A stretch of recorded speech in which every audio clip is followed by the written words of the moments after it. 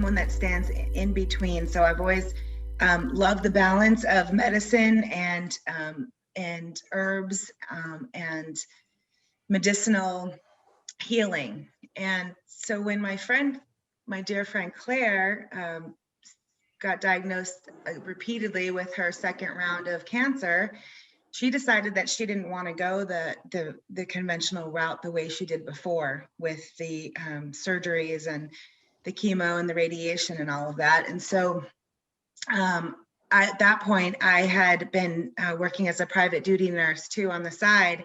And so sort of became her private duty nurse and got to go on this healing journey with her through this exploration of alternative ways to help her with her cancer. And one of those ways among many, because we were driving to, ozone therapy treatments, and we were doing IVs of vitamin C and IVs of minerals, and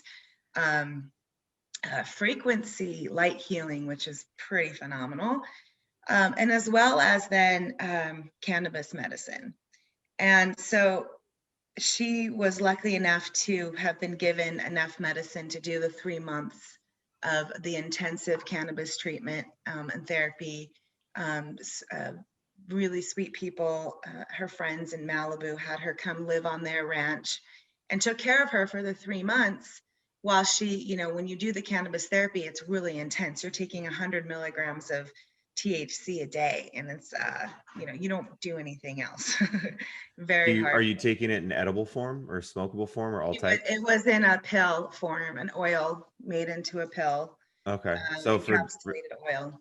For those that have for those that don't know, 100 milligrams of an edible, unless you're a seasoned veteran or just for some reason a heavyweight and can take that, 100 milligrams is a lot. That'll get you pretty high. You'll be high for days.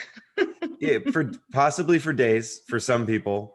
I definitely have. There's been some times where it's been multiple days. I don't necessarily know if I had that much, but yeah. So sorry, continue.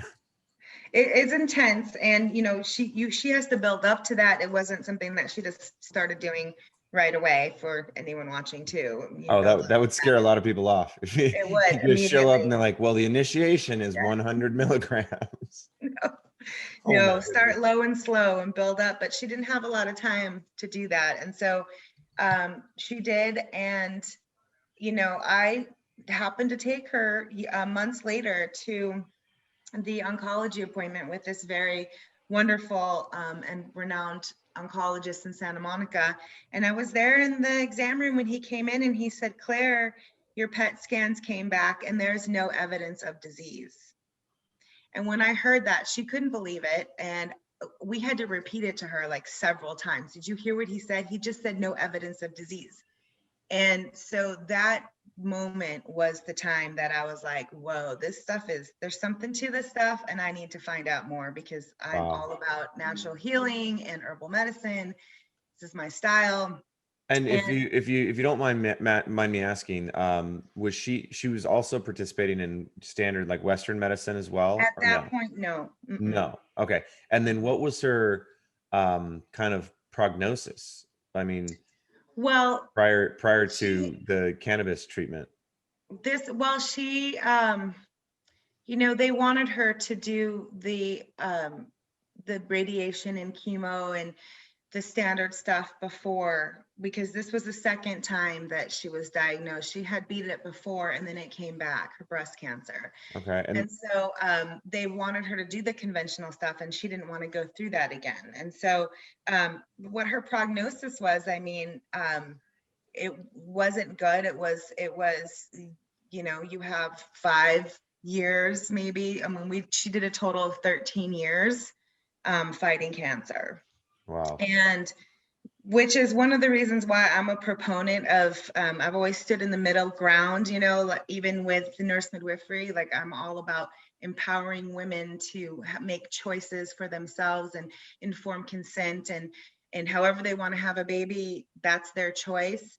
But there is a time and a place for a hospital. When I need a C-section right away, I'm most grateful for it, right? And so I've always stood in the middle, and I've always been too hippie for the nurse midwives and too nursey for the hippie midwives. But in this case too with Claire, it would, in hindsight is 2020, I believe that doing both would have been the best thing, you know, and what I think, in my opinion, in this scenario is doing, you know, what the doctors are going to want you to do, but then also we have all of this other stuff too. So I feel like had that happened, it would have been a better outcome in the end. However, I was in that room when the doctor came in and said, there, you have no evidence of disease, and you're, you know, and that was a really big moment. And we knew that she didn't like getting high. She didn't want to be stoned. And so we found out that THCA and juicing cannabis was really powerful. And so her friend just offered to support and finance a legal like collective or grow or something that we could grow her enough cannabis to be able to juice, which you need a lot for. I bet. So, yeah, so that sort of just threw us into this whole world of finding out the laws. And then it was just before, this was like 2015 when things were starting to become legal, or the fight was on and in LA. And I was spending a lot of time going down to City Hall and making my voice heard. And you know, it's funny because my son Felix was 2 years old and I didn't have a sitter, so he's been to City Hall many times to fight for cannabis legal policy and medical cannabis. Oh wow! As a Bring the 2-year-old. I bet that was fun. I've got a 2-year-old right now.